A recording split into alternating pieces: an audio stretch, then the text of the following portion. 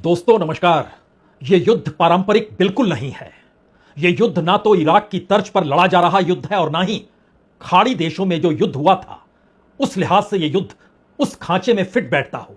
यह युद्ध वियतनाम अफगानिस्तान के युद्ध को भी याद कीजिएगा तो फिर नई परिस्थिति आपके सामने पहली बार खड़ी हो रही है, क्योंकि एक तरफ दुनिया का सुपर पावर अमेरिका है और दूसरी तरफ ईरान है, जिसकी अपनी गिनती युद्ध को लेकर इससे पहले कभी इतनी महत्वपूर्ण मानी नहीं गई।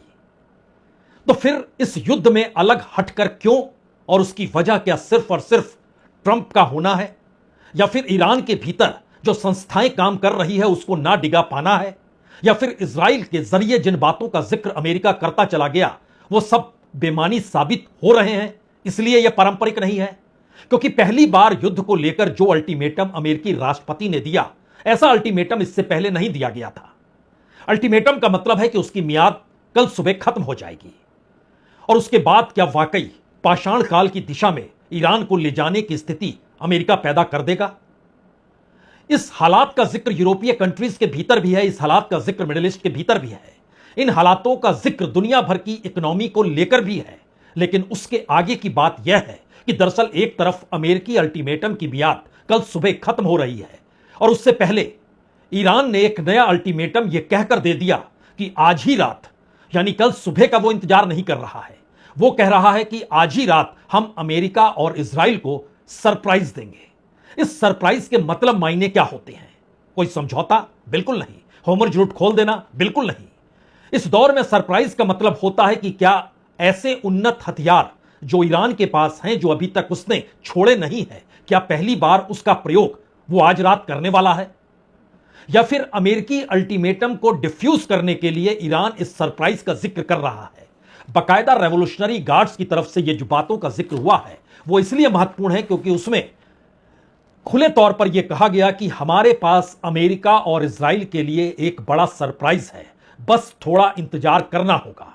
यह ईरान के सुरक्षा अधिकारी की तरफ से दिया गया वो बयान है जिसके आगे उन्होंने खुले तौर पर कहा कि ईरान को हराने का सपना अब एक दलदल बन चुका है जिसमें अमेरिका और इजराइल फंसते चले जा रहे हैं। अगर हमले बढ़ाए गए तो अमेरिका का हाल नर्क से भी बुरा हो सकता है। ध्यान दीजिए, अमेरिकी राष्ट्रपति ने पहले पाषाण काल का जिक्र किया था, कल 48 घंटे के अल्टीमेटम का जिक्र करते हुए ईरान को नर्क में पहुंचाने का जिक्र किया था। उसके ठीक काउंटर में ईरान ने भी सरप्राइज अटैक का जिक्र कर दिया और नर्क का भी जिक्र करते हुए कहा कि दरअसल अब यह युद्ध एक दलदल बन चुका है जिसमें अमेरिका और इजराइल फंस रहे हैं। यह सवाल अब इसलिए बड़ा हो चला है क्योंकि जो रुख चीन का है, जो रुख रूस का है, रूस के बड़े नेता तो ये दिमित्रोव ये कहने से चूक नहीं रहे हैं कि परिस्थितियां ऐसी है कि धीरे धीरे यह युद्ध कहीं सीधे तौर पर ईरान और इजराइल के न्यूक्लियर वार की दिशा में ना चला जाए। तो क्या इजराइल के पास न्यूक्लियर हथियार हैं? क्या ईरान के पास न्यूक्लियर हथियार हैं? दोनों ने इसका जिक्र नहीं किया है, और इजराइल ने तो कभी नहीं बताया कि उसके पास कोई परमाणु हथियार भी है। ईरान अपने तौर पर कहता रहा, और इंटरनेशनल यूनाइटेड नेशन की जो एनर्जी ऑर्गेनाइजेशन है उसने कहा नहीं, उसके पास नहीं है। इनरिचमेंट यूरेनियम उसके पास 60% जरूर है जिससे हथियार बनाए जा सकते हैं, लेकिन उसने बनाए नहीं, और सैटेलाइट के जरिए ऐसी कोई पहल भी ईरान की धरती से नजर नहीं आई है। वो कौन सी परिस्थिति? हमें लगता है ईरान के भीतर कल देर रात जब अंधेरी गुफाओं से निकले मिसाइलों को देखा गया तो कुछ सवाल और बड़े हो गए। एक झलक जरा इन मिसाइलों की देख इसलिए लीजिए क्योंकि ईरान सरप्राइज अटैक का जिक्र करने लगा है।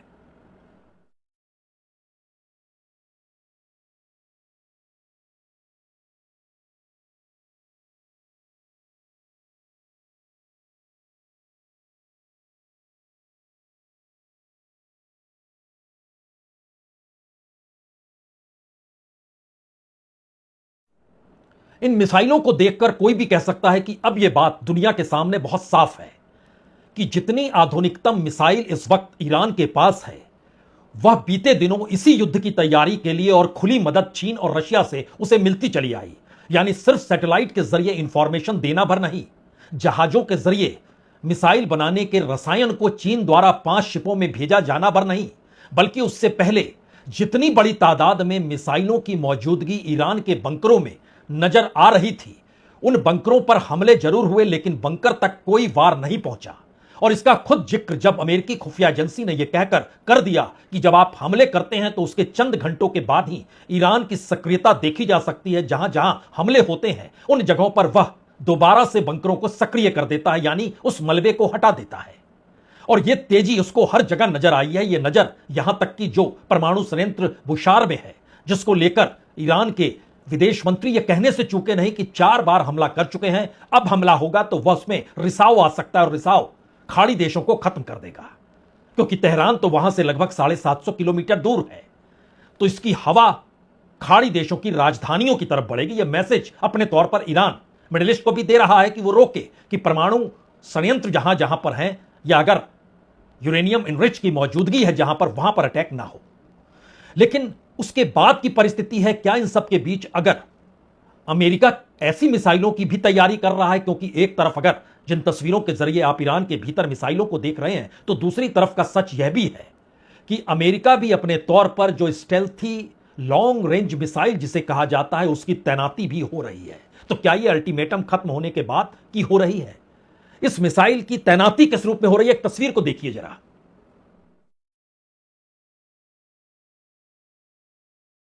अमेरिका में इस बात का खासा जिक्र है कि दरअसल इससे पहले सेना प्रमुख जो थे वो शायद सीआईए या पेंटागन की रिपोर्ट को लेकर अमेरिकी मिलिट्री को उस दिशा में बड़े निर्णय के लिए नहीं ले जा पा रहे थे, इसीलिए उन्हें बदल दिया गया। और महत्वपूर्ण तो यह भी है कि जब उनका विदाई भाषण आज हुआ, यानी कल रात अमेरिका में हुआ, तो उन्होंने कहा कि सेना को साहसी नेतृत्व की जरूरत है। यानी जबरन हटाए गए आर्मी चीफ रैंडी जॉर्ज अपने विदाई भाषण में कहते हैं सेना को साहसी नेतृत्व की जरूरत है। इसके मतलब मायने क्या युद्ध की उस दिशा को लेकर है जिस युद्ध को लेकर अभी तक दुनिया ने सोचा नहीं, या फिर जो अमेरिकी राष्ट्रपति बार बार इंडिकेट कर रहे हैं? और इसीलिए ईरान ने उससे पहले अपने अल्टीमेटम को बतला दिया कि आज रात ही हम सरप्राइज देंगे। युद्ध दलदल में तब्दील हो चुका है, अमेरिका और इजराइल को उस दलदल में फंसना होगा। ये सारे मैसेज इसीलिए दिए गए क्या? क्योंकि इन सब के बीच एक अमेरिका की तरफ से जो एक बड़ा काम किया गया, वो अपने पायलट को निकाल तो लिया गया, जो पायलट ईरान के पहाड़ों में फंसे हुए थे विमान क्षतिग्रस्त होने के बाद। लेकिन उसके साथ साथ यह भी तस्वीर सामने आई कि दरअसल अमेरिकी ब्लैक हॉक हेलीकॉप्टर C-130, जो कि एक लिहाज से ट्रांसपोर्ट एयरक्राफ्ट होता है, जो डिस्ट्रॉय किया गया था अमेरिकी फोर्स के जरिए ही, इन दोनों के मलबे नजर भी आए और उसको बिना देर किए रेवोल्यूशनरी गार्ड्स ने उसको जारी भी कर दिया। यानी एक पायलट को अपने दुश्मन की जमीन से निकाल लेना, यह अमेरिकी मिलिट्री की खासियत रही। लेकिन दूसरी तरफ जो फॉक्स न्यूज है, जो CNN है, उनकी जो रिपोर्ट बतला रही है कि दरअसल वहां पर निकालते वक्त बड़ी तादाद में अमेरिकी सैनिक और ईरानी सैनिकों के बीच मुठभेड़ भी हुई, जो हथियारों के साथ थे। और इन सब के बीच जब उनके 2 विमान उस जमीन पर अटक गए, तो फिर उन 2 विमानों को खुद ही नष्ट कर दिया अमेरिकी सेना ने। और उन 2 विमानों को जिस रूप में नष्ट किया गया और उसके जो डेब्रिज वहां पर पड़े हुए थे, उसे भी देख लीजिए, जो जारी रेवोल्यूशनरी गार्ड्स के जरिए हुआ है।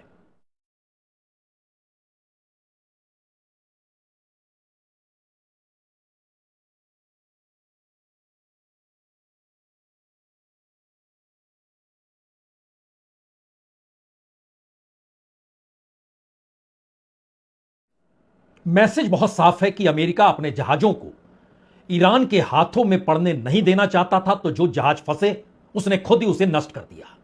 और यह भी मैसेज है कि एक भी पायलट अगर जिंदा पकड़ा जाता ईरान के सैनिकों के जरिए, तो परिस्थितियां और नाजुक होती। अमेरिका ने उसे निकाल लिया, दुनिया को मैसेज दिया। अमेरिकी राष्ट्रपति ने सेना की पीठ ठोकी और बाकायदा सोशल ट्रुथ पर लिखा कि इतिहास में सबसे महत्वपूर्ण तरीके से या सबसे मुश्किल वक्त में इस तरीके के ऑपरेशन को अंजाम देना सफलतापूर्वक, यह एक सबसे बड़ी घटना है। लेकिन बात इस वक्त उस अल्टीमेटम की है और नए अल्टीमेटम की है, जो अमेरिकी अल्टीमेटम खत्म हो रहा है और जिसके बाद ईरान को पाषाण काल तक ले जाने का जिक्र है। और ईरान ने अपने तौर पर आज ही की रात सरप्राइज देने का जिक्र किया है। दरअसल पाषाण काल को लेकर ईरान के विदेश मंत्री आगराची ने जो जवाब दिया, उन्होंने बहुत साफ तौर पर कहा, क्या राष्ट्रपति ट्रंप वाकई घड़ी के पीछे घुमाकर उस दौर में लौटना चाहते हैं जब मिडिल ईस्ट में तेल या गैस का उत्पादन होता ही नहीं था? यानी यह मैसेज है कि दरअसल ईरान अगर उसको पाषाण काल में पहुंचाने के लिए उसके पावर इंफ्रास्ट्रक्चर को, देश के भीतर ब्रिजेस के इंफ्रास्ट्रक्चर को और न्यूक्लियर प्लांट पे जब हमला होगा तो उसके बाद मिडिल ईस्ट के भीतर कोई नहीं बचेगा, क्योंकि यह संकेत खुले तौर पर है कि तेल या गैस का उत्पादन जहां जहां होता है तो फिर हम भी हमला कर देंगे। मिडिल ईस्ट के भीतर लगभग 17 बड़े पावर प्लांट हैं और उसको निशाने पर लेने के बदले अभी तक सिर्फ और सिर्फ निशाने पर इस तरीके से लिया गया कि उसके कुछ डेब्रिस जो होते हैं मिसाइलों के या ड्रोन के, वह उस इलाके में गिरे। लेकिन जो पावर प्लांट से हटकर जो एनर्जी प्लांट्स होते हैं वहां पर डेब्रिस गिरने से असर पड़ता है, प्रोडक्शन एक झटके में कम हो जाता है। और इसका एक प्रयोग ईरान ने कल रात जब बहरीन में बापको एनर्जी वहां पर मिसाइल दागी, जो अबू धाबी में बोरूज पीसीसी पेट्रोकेमिकल प्लांट है वहां पर मिसाइल दागी, प्रोडक्शन एक एक यूनिट का दोनों जगह ठप पड़ गया। तस्वीर देख लीजिए।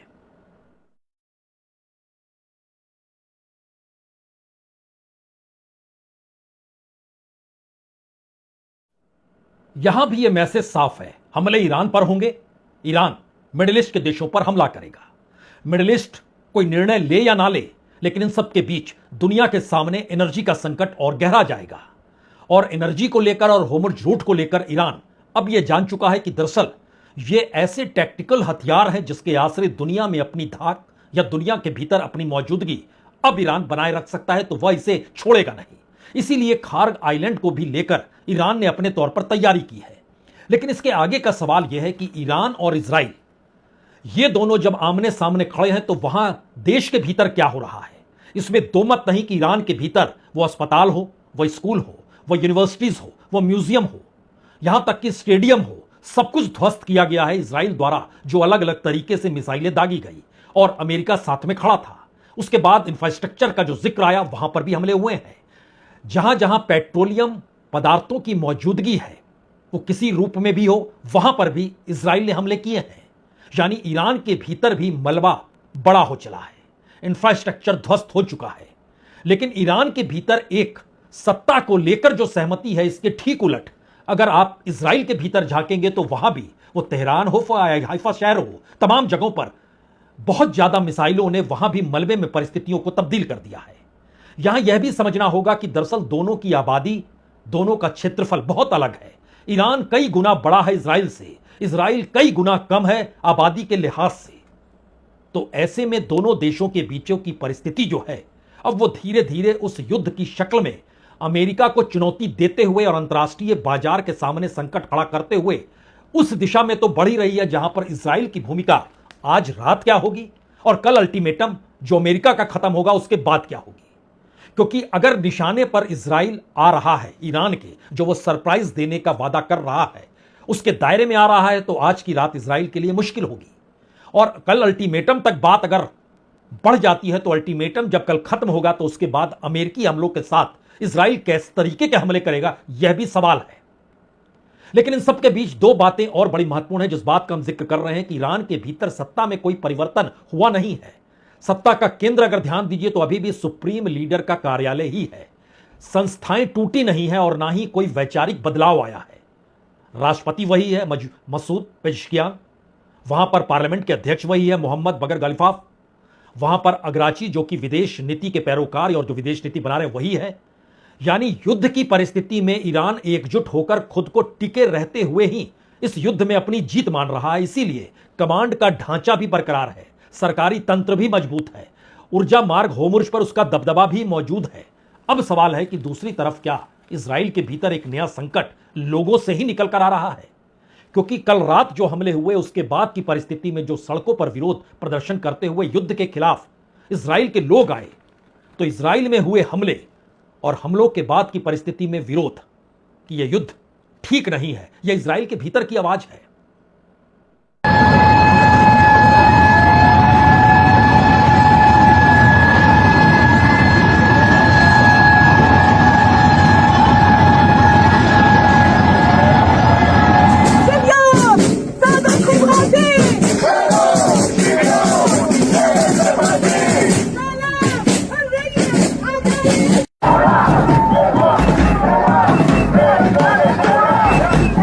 दरअसल ईरान हो या इजराइल हो, दोनों जगहों से असल तस्वीर अभी भी सामने दुनिया के आ नहीं रही है।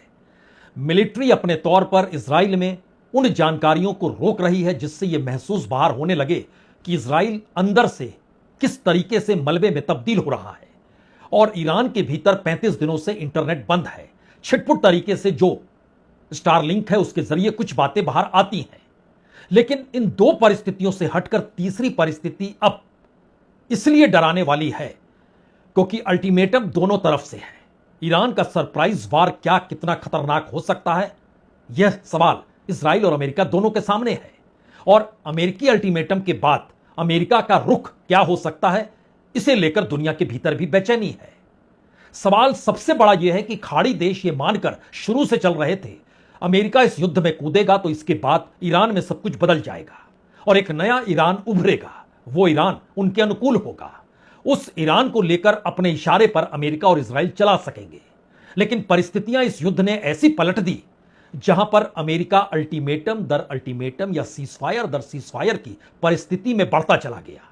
इजराइल के सामने सिवाय लेबनान को निशाने पर लेना जहां हिजबुल्ला है और उसके काउंटर की परिस्थिति में उसने भी महसूस नहीं किया था कि दरअसल उस पर भी तीतरफा हमला होगा। वो मानकर चल रहा था हिजबुल्ला खत्म, लेकिन हिजबुल्ला ने मिसाइलें दागनी शुरू कर दी। ईरान के साथ तो पहले ही मिसाइलें दागी जा रही थी, उसके बाद यमन जो हुती लड़ाकू हैं उन्होंने भी मिसाइलें दागनी शुरू कर दी। यानी तीन तरफ से घेरा गया इजराइल को। अब जो सबसे बड़ा सवाल इस दौर में इस युद्ध को लेकर है वो दरअसल सिर्फ और सिर्फ इस बात पर टिका है, क्या यह युद्ध अपने भयानक दौर में आज की रात प्रवेश कर जाएगा और कल सुबह होते होते परिस्थितियां दुनिया के सामने और नाजुक तो नहीं हो जाएगी। यह सवाल शायद अल्टीमेटम और उसकी मियाद, सरप्राइज वार और उसकी मियाद, इन दोनों को लेकर दुनिया को डरा तो रहा है। बहुत बहुत शुक्रिया, बहुत बहुत शुक्रिया।